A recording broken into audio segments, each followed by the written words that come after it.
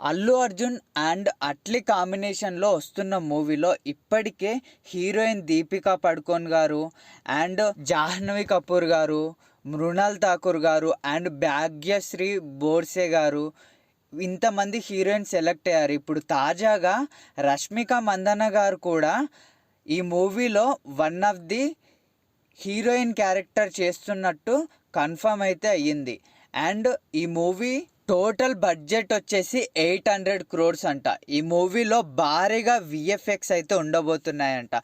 And Allu Arjun గారు 3 different లుక్స్లో అయితే కనిపించబోతున్నాడంట. And అందులో ఒక క్యారెక్టర్ ఫుల్గా యానిమేటెడ్గా ఉండబోతుందంట.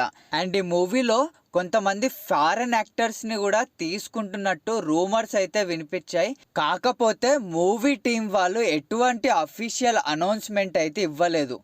ఇది రూమర్గానే ఉంది ఇప్పటి వరకు.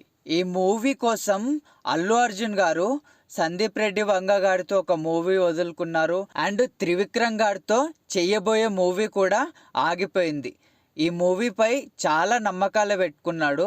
ఈ movie parallel universe and time ట్రావెల్గా ఉండబోతుందంట. అండ్ ఈ మూవీ డైరెక్టర్ అట్లీ గారికి డ్రీమ్ ప్రాజెక్ట్ అంట. ఇది మూవీ హాలీవుడ్ ఎక్స్పీరియన్స్ ఇస్తా కన్ఫామ్గా అనేసి అయితే అన్నారు ఆయన. ఇవి కొన్ని అల్లు అర్జున్ అండ్ అట్లీ మూవీ గురించి crazy updates. Thank you for watching this video.